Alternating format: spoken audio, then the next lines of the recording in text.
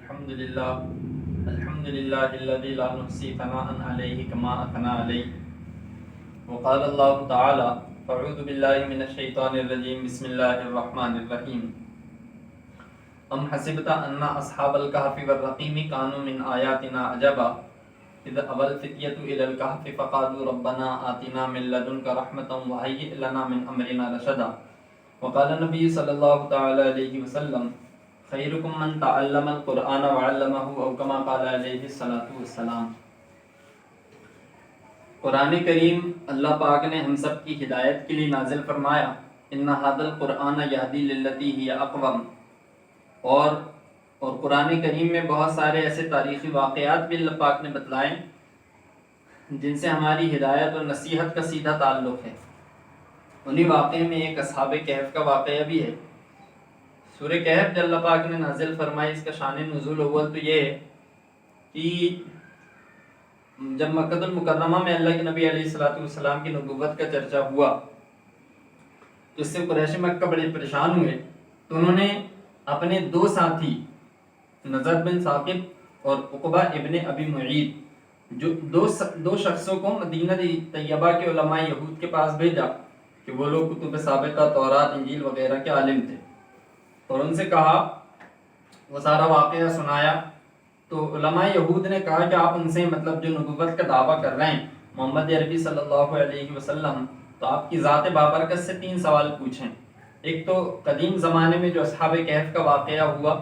اس کے بارے میں، اور دوسرا ذوالقرنین بادشاہ کے بارے میں جن میں یاجوج ماجوج کا ذکر ہے، اور تیسرا روح کے بارے میں، اسپرٹ کے بارے میں آپ ان سے سوال کریں۔ تو اور آج بھی ان کی تاریخی کتابوں میں بہت ساری ایسی کتابیں ہیں،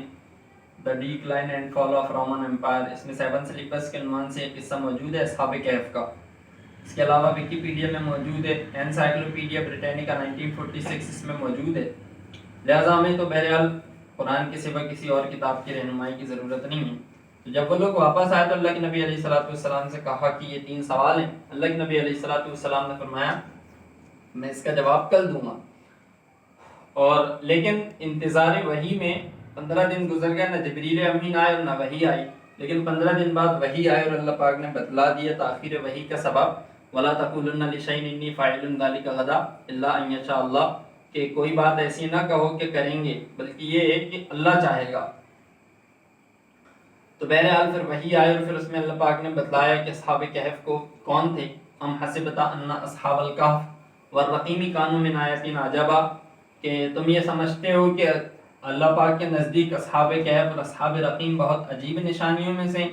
عجیب سے مراد یہ کہ اللہ پاک کے نزدیک تو کوئی چیز عجیب نہیں ہے، وہ تو براء البراء ہے، ہر چیز کا علم اللہ پاک کے پاس ہے۔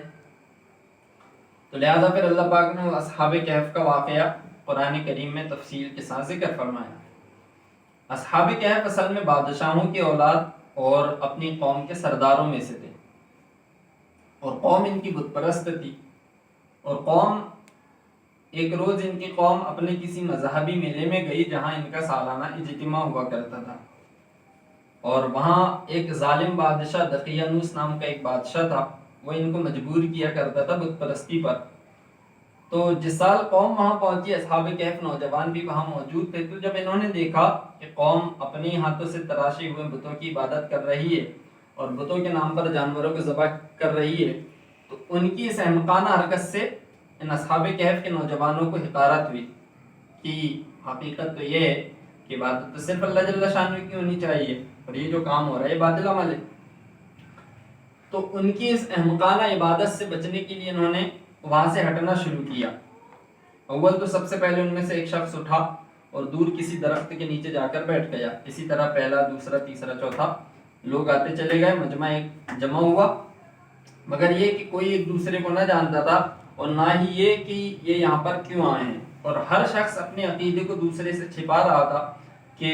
اس وجہ سے کہ کہیں یہ شخص جا کر بادشاہ سے میری مخبری نہ کر دے اور میں گرفتار کر لیے جاؤں۔ لہٰذا کچھ دیر سکوت کے عالم میں جمع رہنے کے بعد ان میں سے ایک شخص بولا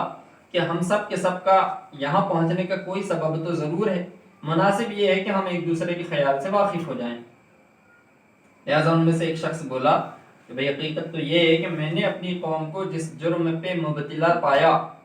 وہ جرم میرے نزدیک بڑا باطل عمل ہے، اور حقیقت یہ ہے کہ عبادت تو اللہ جل شانہ کی ہونی چاہیے جس نے زمین و آسمان کو بنایا، لہٰذا ان کی اس احمقانہ حرکت نے مجھ کو یہاں پہنچا دیا۔ تو جب اس شخص نے یہ بولا تو بقیہ لوگوں کو بھی موقع مل گیا، اور انہوں نے بھی بتایا کہ ہاں حقیقت تو یہ ہے کہ ہم بھی اسی وجہ سے یہاں پر پہنچے ہیں۔ لہٰذا اب ایک متحد الخیال جماعت ایک دوسرے کی دوست اور ایک دوسرے کی رفیق ہو گئی، ساتھی، رفیق مطلب دوست ہوتا ہے، ساتھی۔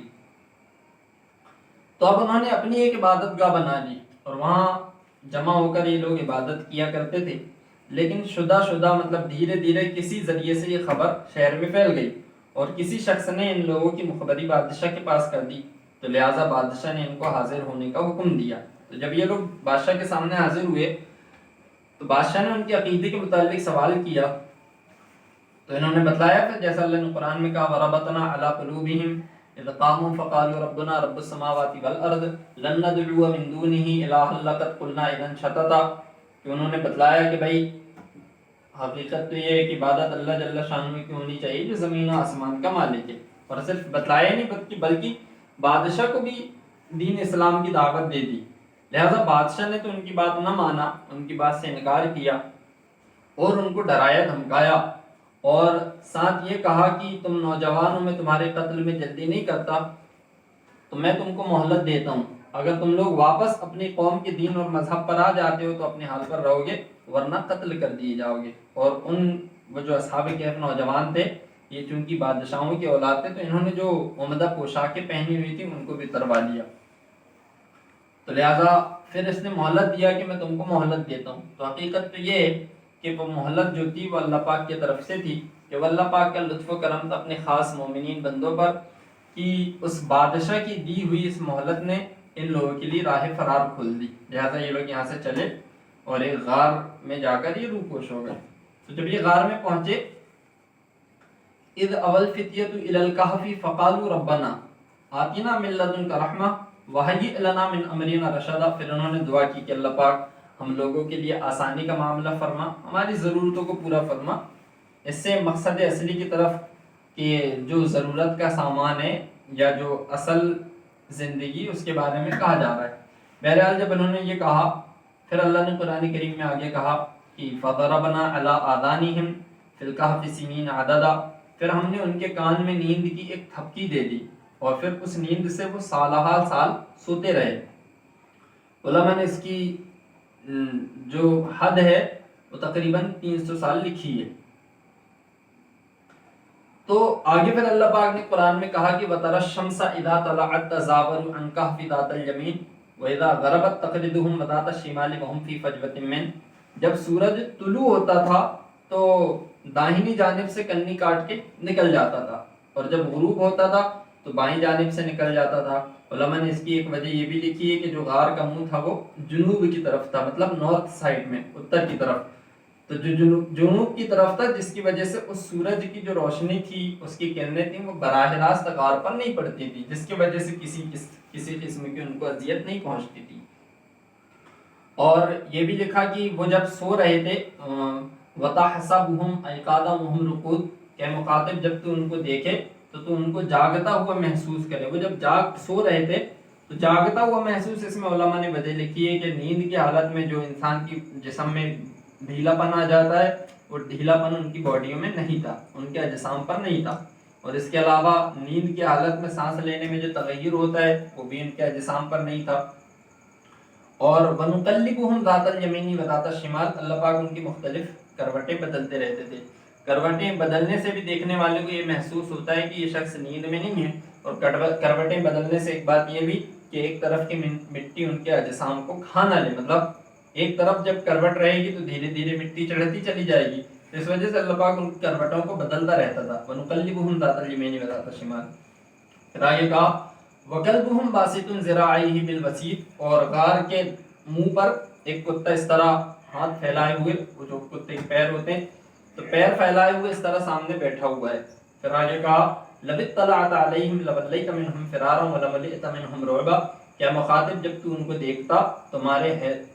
ہیبت کے اور دہشت کے تو وہاں سے بھاگتا۔ اور مخاطب سے مراد علماء نے یہ لکھا ہے کہ یہ جو لفظ ہے آیت ہے لَوِ اطَّلَعْتَ عَلَيْهِمْ لَوَلَّيْتَ، یہ عام مخاطبین کے لیے ہے، اس سے نبی اکرم صلی اللہ علیہ وسلم کا مرعوب ہو جانا یعنی ڈر جانا لازم نہیں آتا۔ تو بہرحال پھر اللہ پاک نے ان کی یہ حالت بتلائی کہ جب تو ان کو دیکھتا تو مارے دہشت کے وہاں سے بھاگتا۔ اب اس میں ایک بات یہ بھی ہے کہ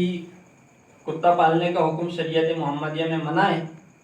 صاف صاف حدیث ہے اللہ کے نبی کی کہ جس گھر میں کتا اور تصویر ہوگی اس گھر میں رحمت کے فرشتے داخل نہیں ہوتے۔ اور حضرت عبداللہ بن عباس رضی اللہ تعالیٰ عنہ سے مروی ہے کہ رسول اللہ صلی اللہ علیہ وسلم نے فرمایا جو شخص شکاری کتے یا جانوروں کے محافظ کتے کے علاوہ کتا پالتا ہے تو اس کے اجر میں سے مطلب اس کے ثواب میں سے ہر روز 2 قیرات، قیرات وزن کا ایک حصہ ہوتا ہے چھوٹا، تو ہر روز اس کے اجر میں سے 2 قیرات گھٹ جاتے ہیں۔ اب ان اللہ والوں نے یہ سوال پیدا ہوتا ہے کہ ان اللہ والوں نے کتا کیوں پالا، کتا کیوں ساتھ لیا؟ اس کا جواب علماء نے لکھا کہ شریعت محمدیہ میں کتا پالنے کا حکم ممنوع ہے، کتا پالنا ممنوع ہے۔ یہ ضروری نہیں کہ دین مسیح علیہ السلام پر بھی، دین مسیح علیہ السلام میں بھی کتا پالنا ممنوع ہے۔ اور اس کی دوسری وجہ یہ لکھی کہ یہ لوگ صاحب جائیداد اور صاحب مویشی تھے اور کتے کی وفا شعاری مشہور ہے، جب یہ لوگ وہاں سے چلے تو کتا بھی ان کے ساتھ چل لیا۔ اب یہ تو چونکہ 300 سال گزر چکے تھے، اور جو ظالم بادشاہ جس کے دور میں یہ لوگ وہاں سے بھاگے تھے اس کا نام تھا دقیانوس، تو وہ تو مر گئے، اس پر صدیاں گزر گئیں اور اب ارباب حکومت مسلمانوں کے ہاتھ پہ آئی اور قبضہ اس ملک میں قبضہ اہل حق کا ہو گیا۔ تو جو نیک اور ان کی جو مذہبی مملکت تھی جس پر قبضہ اہل حق کا ہو گیا تھا، ان کا جو نیک اور صالح بادشاہ تھا اس کا نام تاریخی کتابوں میں بیدوسیس بتلایا جاتا ہے۔ تو بیدوسیس کے زمانے میں قیامت کے بعد قیامت میں دوبارہ زندہ اٹھائے جانے پر اس مسئلے پہ اختلاف ہو گیا، جیسا اللہ نے قرآن میں کہا ثم انکم بعد ذلک لمیتون ثم انکم یوم القیامت تبعثون، تم دوبارہ زندہ کیے جاؤ گے۔ تو اس مسئلے پر اختلاف ہو گئے، لوگوں نے یہ کہا کہ بھئی جب ہم مر جائیں گے ہماری باڈیاں سڑ گل جائیں گی، اور باڈیاں سڑ گل جانے کے بعد پھر ریزہ ریزہ ہو کر ساری کائنات میں پھیل جائیں گی، تو پھر دوبارہ کس طرح اللہ پاک اس کو زندہ کرے گا؟ تو بادشاہ اس بات سے بڑا رنجیدہ ہوا اور بڑے افسوس میں رہا، بہت سوچتا رہا کہ کس طرح ان کی شکوک و شبہات دور کیے جائیں۔ جب کوئی تدبیر نہ بنی تو اس نے ٹاٹ کے کپڑے پہنے اور راکھ کے ڈھیر پر بیٹھ کر اللہ پاک سے دعا کی کہ اللہ پاک میری قوم اس طرح سے کہہ رہی ہے، لہٰذا تو ہی کوئی مناسب تدبیر میرے دماغ میں کوئی مناسب تدبیر مجھ کو بتا دے۔ تو ادھر اس نے دعا مانگی اور اللہ پاک نے ادھر اس کی دعا کی قبولیت کا سامان اس طرح فرمایا کہ پھر اصحاب کہف بیدار ہوئے۔ تو جب اصحاب کہف بیدار ہوئے قالوا لبثنا یوما و بعض یوم، تو ان میں اختلاف ہو رہا ہے کہ بھئی ہم کتنا سوئے۔ قالوا ربکم اعلم بما لبثتم، کہ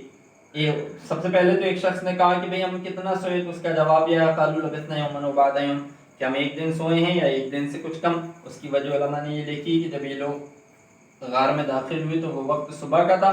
اور جس وقت یہ لوگ بیدار ہوئے وہ وقت شام کا تھا۔ تو بہرحال پھر بعضوں نے یہ کہا کہ قالوا ربکم اعلم بما لبثتم، کہ حقیقت یہ ہے کہ جو ہم کتنے وقت تک سوتے رہے اس بات کا علم حقیقت کے اعتبار سے اللہ پاک کے پاس ہے۔ اور پھر فبعثوا احدکم بورقکم هذه الى المدینة فلینظر ایھا ازکى طعاما فلیأتکم برزق منہ وليتلطف ولا یشعرن بکم احدا، کہ حقیقت کی طرف متوجہ کروایا اور کہا کہ بھئی ایک سکہ دیا اور کہا ایک شخص کو بازار بھیجا جائے، وہ بازار سے جا کر کھانے کے لیے کچھ سامان وغیرہ خرید کر لیا ہے، اور یہ ہدایت دی ایھا ازکى طعام، کہ دیکھ کر لانا کہ کھانا پاک ہے یا نہیں۔ اس کی وجہ علماء نے یہ لکھی کہ جب یہ لوگ غار کی طرف چلے تھے، مطلب وہ ظالم بادشاہ کے دور میں، تو اس وقت میں بتوں کے نام پر جو ذبیحہ ہوتا تھا وہ بازاروں میں آسانی سے فروخت ہوا کرتا تھا، لہٰذا یہ کہا کہ ایھا ازکى طعام، پاک اور صاف کھانا لے کر۔ تو جب یہ شخص جس شخص کو بازار کے لیے بھیجا گیا تھا اس شخص کا نام تاریخی کتابوں میں تملیقہ بتلایا جاتا تھا۔ جب یہ دکاندار کے پاس پہنچا تو جو چیز انہوں نے کھانے کے لیے خریدی اس چیز کی قیمت میں انہوں نے 300 سال پرانے بادشاہ دقیانوس کے زمانے کا سکہ پیش کیا۔ جب اس دکاندار نے دیکھا تو کہا بھئی یہ کہاں سے لایا؟ تو 300 سال پرانا سکہ ہے۔ تو اس نے کہا جی یہ تو میرا سکہ ہے۔ تو اس نے اپنے جو پڑوسی دکاندار تھے ان کو بلوایا پڑوسی دکانداروں نے یہ کہا کہ شاید اسے کوئی خزانہ ہاتھ لگ گیا یا یہ کہیں سے لایا ہے، تو اس نے کہا کہ نہ مجھے کوئی خزانہ ہاتھ لگا اور نہ میں نے کہیں سے لایا ہے، یہ تو میرا اپنا سکہ ہے۔ تو لہٰذا ان دکانداروں نے اس کو گرفتار کر کے بادشاہ کے پاس لے گئے، اور بادشاہ چونکہ دعاؤں میں لگا ہوا تھا، اور ایک بات یہ کہ بادشاہ کو ان لوگوں کے حالات کا اس طرح علم تھا کہ جب دقیانوس کے زمانے میں یہ لوگ وہاں سے چلے تھے تو دقیانوس ظالم بادشاہ نے ان لوگوں کے نام کی ایک تختی لکھوائی اور اس کو اپنے خزانے میں ڈال دیا تھا کہ یہ لوگ اشتہاری مجرم ہیں، لہٰذا جب بھی ملیں گے گرفتار کر لیے جائیں گے۔ اور اس میں ایک بات علماء یہ بھی لکھتے ہیں کہ جو ظالم بادشاہ دقیانوس تھا اس کے ساتھ کچھ ایسے مومن بندے بھی تھے جو دل سے بت پرستی کو برا جانتے تھے اور اصحاب کہف کو حق پر سمجھتے تھے مگر صحیح بتانے کی ہمت نہ ہوتی تھی۔ ان لوگوں نے ان کی یادگار میں وہ تختی لکھی، تو اس میں ان لوگوں کے نام اور حالات بھی تھے۔ تو اس بادشاہ نے خزانے سے اس تختی کو نکال کے پہلے پڑھ رکھا تھا، تو اس کے علم میں تھا، تو لہٰذا یہ تو دعاؤں میں تھا۔ جب یہ وہاں پہنچے تو انہوں نے اپنا حال بتلایا، پوری باتیں جب ہوئی کہ ہم تو ایک ظالم بادشاہ، کیونکہ ان لوگوں کو علم ہو چکا تھا کہ ارباب حکومت مسلمانوں کے ہاتھ میں آ گئی ہے، تو کہا ہم تو ایک ظالم بادشاہ کے ظلم سے بھاگے تھے۔ وہ پھر پوری تفصیلات ہوئی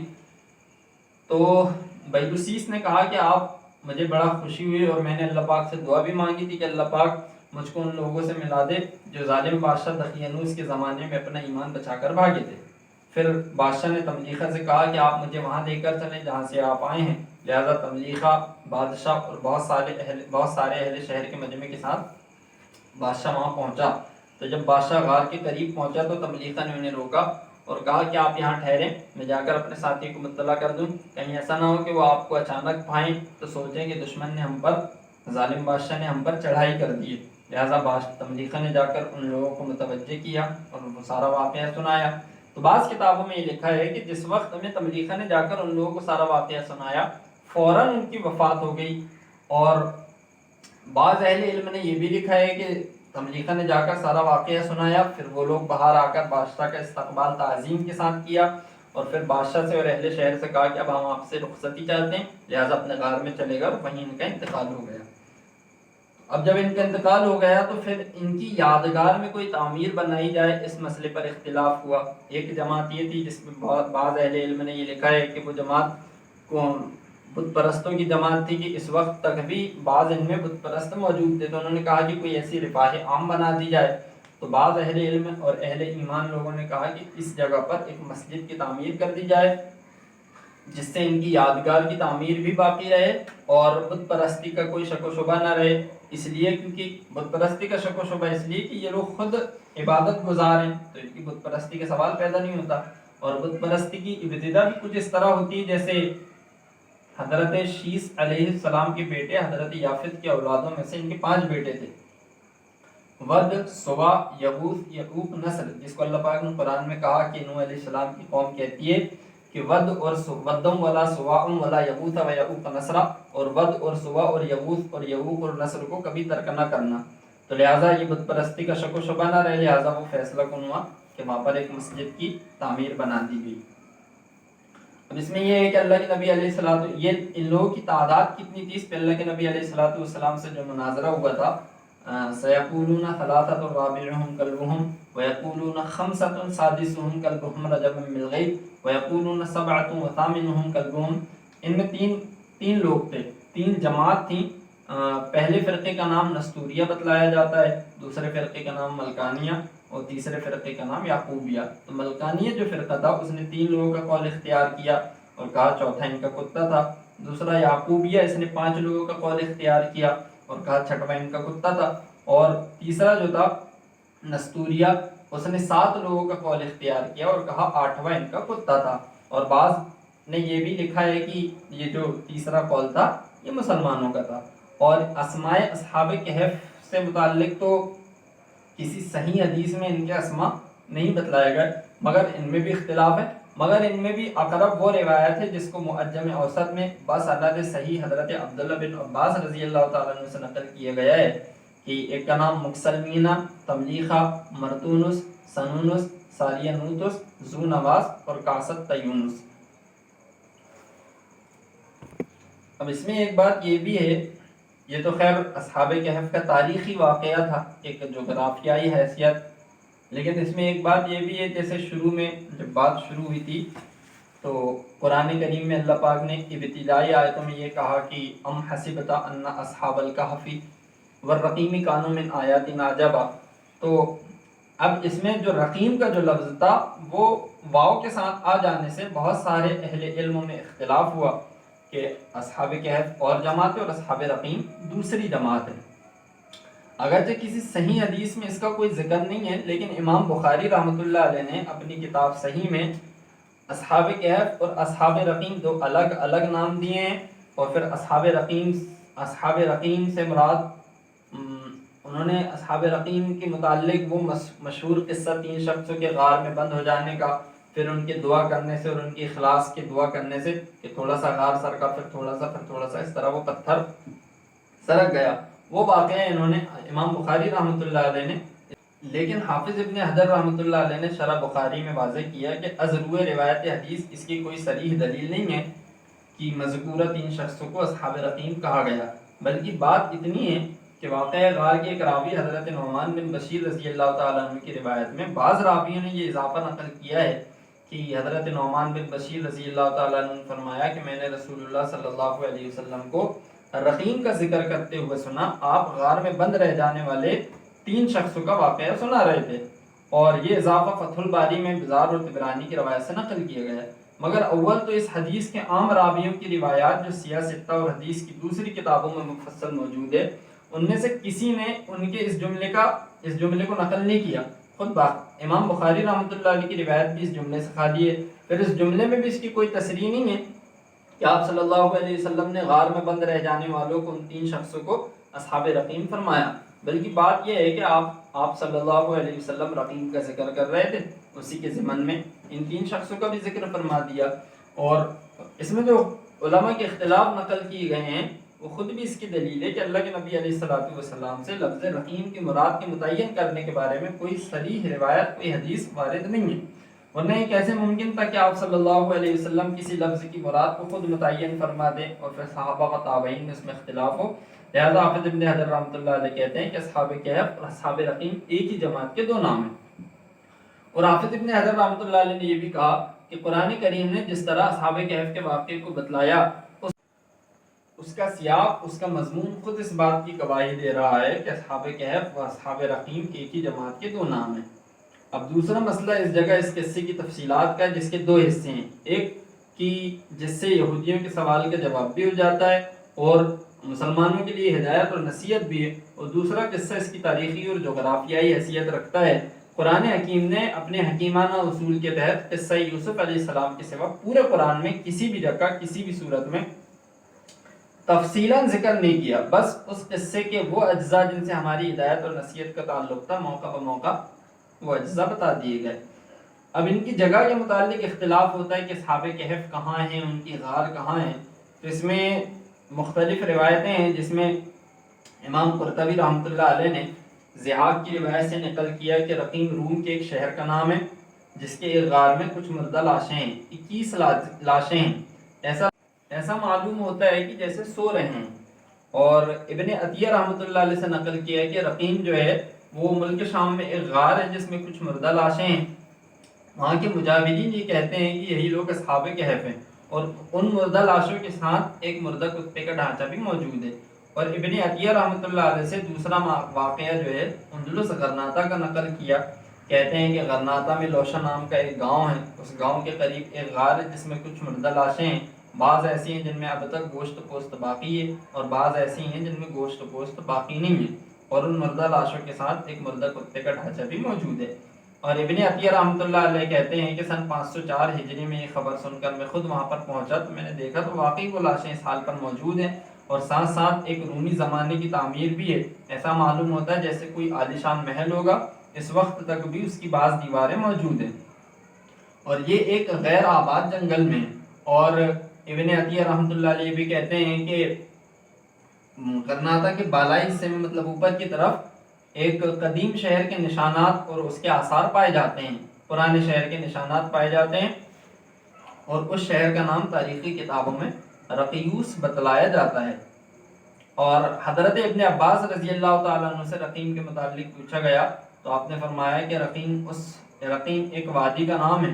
اور حضرت عبداللہ بن عباس رضی اللہ تعالیٰ عنہ فرماتے ہیں کہ میں نہیں جانتا کہ رقیم کیا ہے، لیکن میں نے کعب احبار سے پوچھا تو انہوں نے فرمایا کہ رقیم اس بستی کا نام ہے جس میں اصحاب کہف غار میں داخل ہونے سے پہلے رہا کرتے تھے۔ اور حضرت عبداللہ بن عباس رضی اللہ تعالیٰ عنہ فرماتے ہیں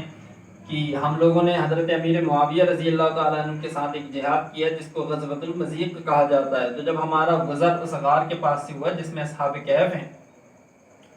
تو امیر معاویہ رضی اللہ تعالیٰ عنہ نے کہا کہ ہمیں اندر جا کر مشاہدہ کرنا چاہیے غار کا، تو حضرت عبداللہ بن عباس رضی اللہ تعالیٰ عنہ نے کہا کہ اللہ پاک نے اس ہستی کو بھی اس سے منع فرما دیا جو آپ سے بہتر ہیں، یعنی رسول اللہ صلی اللہ علیہ وسلم۔ تو امیر معاویہ رضی اللہ تعالیٰ عنہ نے کہا کہ وہ جو اللہ نے کہا لو اطلعت علیہم لولیت منہم فرارا ولملئت منہم رعبا، کہ جب تو ان کو دیکھے گا تو مارے دہشت کے بھاگے گا، ان کی یہ حالت، یہ کیفیت اس وقت میں ہوگی جب وہ زندہ تھے، یہ ضروری نہیں ہے کہ ان کی وہ حالت اس حال میں بھی موجود ہو۔ لہٰذا امیر معاویہ رضی اللہ تعالیٰ عنہ نے چند لوگوں کو غار کے اندر مشاہدہ کرنے کے لیے بھیجا، تو حضرت عبداللہ بن عباس رضی اللہ تعالیٰ عنہ فرماتے کہ جب ہم غار میں داخل ہوئے تو اللہ پاک نے ایک سخت آندھی بھیجی جس نے ہم سب کو باہر نکال دیا، اور یہ روایت روح المعانی میں موجود ہے۔ اور مملکت اردن میں امان کے قریب سنسان جنگل میں ایک غار کا پتہ چلا، تو حکومت اردن نے 1963 میں وہاں پر کھدائی کا کام شروع کیا، تو مٹی اور پتھر وغیرہ کے ہٹانے کے بعد ہڈی اور پتھروں سے بھرے 6 تابوت اور 2 قبریں برآمد ہوئیں، اور غار کی جنوبی سمت میں پتھروں پر کندہ کچھ نقوش جن کو ہم مینوسکرپٹس کہتے ہیں، پتھروں پر کندہ کچھ نقوش بزنطینی زبان، یہ ایک لینگویج ہے، تو بزنطینی زبان پر کچھ نقوش پائے گئے۔ اور مولانا اشرف علی تھانوی رحمۃ اللہ علیہ نے تفسیر بیان القرآن میں تفسیر حقانی کے حوالے سے نقل کیا کہ اصحاب کہف جب اس غار کے لیے چلے تھے، غار میں جب پہنچے تھے، وہ وقت جو تھا وہ 250 عیسوی کا تھا، پھر مزید ان پر 300 سال کا گزر جانا، اور اللہ کے نبی علیہ السلام کی جو پیدائش ہے وہ 570 عیسوی کی ہے۔ لہٰذا تفسیر حقانی کے حوالے سے یہ لکھا کہ اللہ کے نبی علیہ السلام کی ولادت باسعادت سے 20 سال پہلے اصحاب کہف کے بیدار ہونے کا واقعہ ہوا۔ تو یہ تو تھی تاریخی حیثیت، اور تاریخی حیثیت میں بھی یہ ہے کہ ہمیں اپنی تاریخ کا علم ہونا چاہیے، اور یہ بتانے کا مقصد یہ ہے کہ ہم کو احساس ہو، ہم اس سے عبرت حاصل کریں، ہم اس سے نصیحت حاصل کریں۔ اور قرآن کریم جو ہے خالص تلاوت کی چیز نہیں ہے، بلکہ یہ ہے کہ قرآن کریم کو ہم سمجھیں۔ قرآن کریم ہم کو اس بات کی تعلیم دیتا ہے کہ جب کسی کے دروازے پر جائیں تو